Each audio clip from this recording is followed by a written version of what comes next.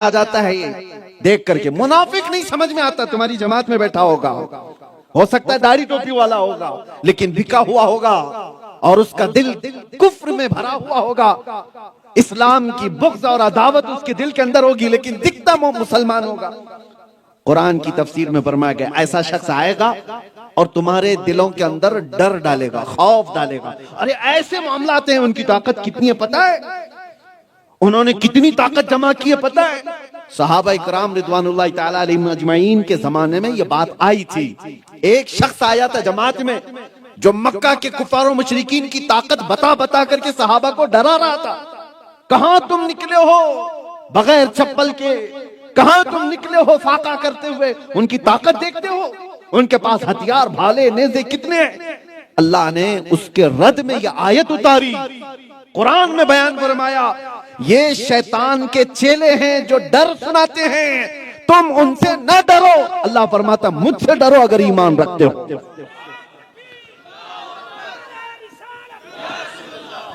ہر دور میں میرے عزیزوں, ہر زمانے میں مسلمان کی شان ہے کہ وہ صرف اللہ سے ڈرتا ہے, اللہ کا خوف رکھتا ہے, دنیا کا خوف نہیں, ظالموں کا خوف نہیں. اور تبھی تمہاری زندگی میں تم جی سکو گے, ورنہ چاپلوس بن کر کے کتنے لوگ جی رہے ہیں. بہت ہیں جن کو چاٹو گیری کرنے کی عادت ہے, کبھی ادھر کی کبھی ادھر کی, کبھی اس کا اٹھایا کبھی اس کا اٹھایا, اور بعد میں زندگی ایسی ہو جاتی ہے دھوبی کا کتا, نہ گھر کا نہ گھاٹ کا, ادھر کا بھی نہیں رہا ادھر کا بھی نہیں رہا. ہاں مصطفیٰ کریم کے دامن سے وابستہ رہا, مصیبتوں سے ٹکراتا رہا, اگرچہ موت بھی آئے کروڑوں کندھے اس کے جنازے کے لیے بے قرار ہو جاتے ہیں. اللہ دنیا میں یہ شان دیتا ہے. آپ ایمان والے ہو تو رسول اللہ کے دامن سے وابستہ رہو.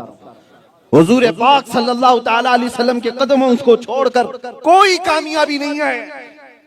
آج لوگ بیٹھ کر کے میٹنگیں کر رہے ہیں, کچھ ایسے اتحاد کی باتیں, کچھ ایسے مصلحتوں کی باتیں, کچھ ایسی حکمتوں کی باتیں.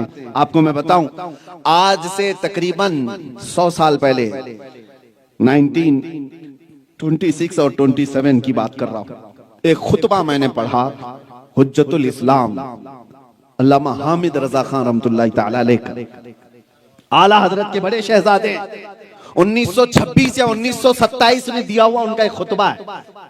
حیرت ہوئی پڑھ کر کے اس پورے اس تقریر میں آپ نے جو بیان کیا, ایسے بیان کر رہے ہیں وہ کہ حالات بتا رہے ہیں کہ مسلمانوں حالات اس طرح کے ہیں, لوگ فلاں جگہ پر تمہاری گتھم ہو کر کے ایک جتھے کے ساتھ ہو کر مار ڈالتے ہیں, تمہاری موب لنچنگ ہوتی ہے, فلاں ہوتے ہیں, اتنے سارے حالات, خفیہ پلاننگ ہوتی ہے, مارنے کی دھمکیاں ہوتی ہیں, اسلام کو ختم کرنے کی باتیں ہوتی ہیں, شان رسالت میں گستاخیاں ہوتی ہیں. یہ سارا خطبہ 1926 کا دیا ہوا میں پڑھ رہا تھا تو ایسا لگ رہا ہے یہ 2025 کی بات چل رہی ہے, آج کی بات چل رہی ہے. اس وقت کے حالات پر خطبہ دیا ہوا, آج کے حالات بھی سیم ہیں. تو سمجھ میں یہ آیا آج کے یہ حالات نئے نہیں, 100 سال پہلے بھی ایسے ہی تھے, 200 سال پہلے بھی ایسے ہی تھے, 400 سال پہلے بھی ایسے ہی تھے, ارے کربلا کے میدان میں بھی ایسے ہی تھے, بدر کے میدان میں بھی ایسے ہی تھے. حالات کبھی اس سے زیادہ خراب نہیں ہوئے اور نہ اس سے زیادہ اچھے ہوئے.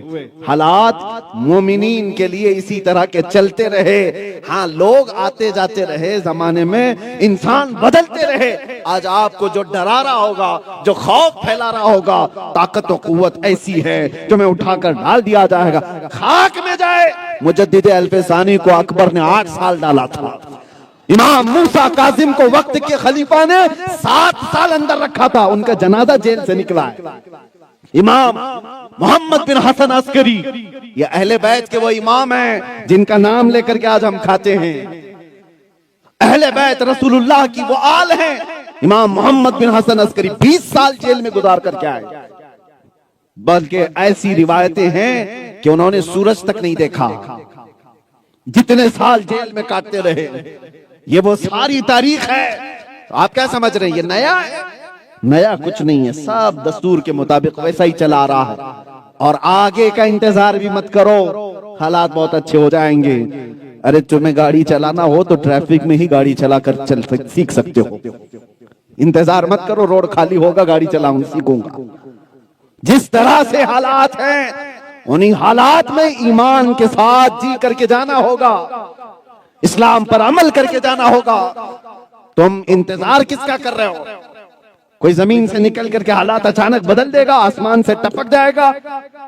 اللہ نے قرآن میں فرمایا ان اللہ لا یغیر ما بقوم حتی یغیروا ما بانفسہم, بے شک اللہ تعالیٰ اس وقت تک کسی قوم کی حالت نہیں بدلتا جب تک وہ قوم خود اپنی حالت بدلنے کی فکر نہیں کرتی.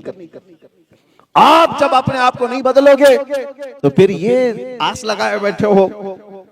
اس لیے میرے عزیزو آیت کریمہ کو سمجھ کر کے چلو, خوف دل سے نکالو, ڈر دل سے نکالو, ایمان کے ساتھ جیو. لیکن ایک بات یاد رکھنا, میں ہمیشہ ایک بات کہتا ہوں, جوش جذبات جتنا بھی ہے تمہارا اس کی لمٹ ہونی چاہیے, اس کا دائرہ ہونا چاہیے. یہ نہیں کہ تم طاقتور ہو تو آتنک مچا دو, دوسروں کے اوپر دہشت پھیلاؤ, یہ بھی نہیں ہے. سب سے بہترین ایمان وہ ہے جب اللہ تمہیں طاقت دے تو کمزوروں کی عزت کرے, کمزوروں کی عزت کرے. کسی جگہ تم میجورٹی میں ہو تو دوسروں کو پریشان کرنا یہ اسلام کی عادت نہیں ہے. جانتے ہو سلطان صلاح الدین ایوبی جس وقت بیت المقدس فتح کیے ہوئے تھے, عام اعلان کیا تھا, جبکہ جب یہودیوں نے بیت المقدس پر پہلے حملے کیے یا عیسائیوں نے حملے کیے, یہودیوں کی اور عیسائیوں کی لڑائیاں چلتی رہی ہیں, پورے فلسطین میں خون کی ندیاں بہا دی تھی. گھوڑے دوڑتے تھے تو گھوڑے کے ٹاپ خون سے بھر جاتے تھے. ہر وقت جنگوں میں بیت المقدس کی کبھی یہودیوں کے قبضے میں رہا, کبھی عیسائیوں کے قبضے میں. تاریخ ہے, آپ پڑھ کر کے دیکھنا.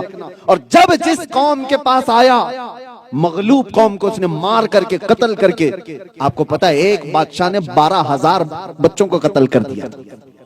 لیکن جس دن صلاح الدین ایوبی آئے, ظہر کی پہلی اذان ہوئی تھی, عام اعلان کیا تھا جو فلسطین میں یہودی اور عیسائی ہیں وہ خراج کے ساتھ رہنا چاہیں تو انہیں امان دیا جائے گا, اور جو جانا چاہیں, جو لے کر جانا چاہیں لے کر کے بھی جا سکتا ہے. یہ ہماری لکھی ہوئی تاریخ نہیں, انگریزوں نے تاریخ لکھی ہے, انگریزوں نے تاریخ لکھی ہے. پہلا جرنیل ہم نے دیکھا تھا اسلام کا جس نے مغلوب قوم کو کھلے دل سے معاف کر دیا تھا, جنہوں نے ان کے خلاف کئی سالوں تک جنگیں لڑیں. اس ہندوستان کی بات میں آپ کو بتاؤں, محمد بن قاسم 19 سال کا جوان آیا تھا اور پرچم اسلام لہرایا تھا. طاقت اور غلبہ جب اس کو حاصل ہوا تھا تو محمد بن قاسم نے یہاں کے موجود کسی ایک بھی شخص کو یا کسی بھی غریب کو ستایا ہو تو ہمیں تاریخ لا کر کے بتائیں. ایک پنڈت ہیں الہ آباد کے, انہوں نے تاریخ لکھی ہے, کہا محمد بن قاسم جیسا جرنیل ہندوستان میں ہم نے آیا ہوا دیکھا ہی نہیں جس نے امن کا پیغام پھیلایا تھا. یہ وہ لوگ ہیں جو خالص اللہ کے لیے جیتے تھے اور لوگوں سے نہیں ڈرتے تھے, طاقت و قوت سے نہیں ڈرتے تھے. آپ سے میں یہ بات کہہ رہا ہوں, دو چیزیں, ایک ڈر کسی سے نہ ہو. سرکار حافظ ملت رحمت اللہ تعالی علیہ کا ایک قول میرے والد گرامی رحمت اللہ تعالی علیہ سنایا کرتے تھے, دو چیزوں پر زندگی بھر عمل کرنا, کسی ظالم سے ڈرنا نہیں, کسی کمزور پہ ظلم کرنا نہیں.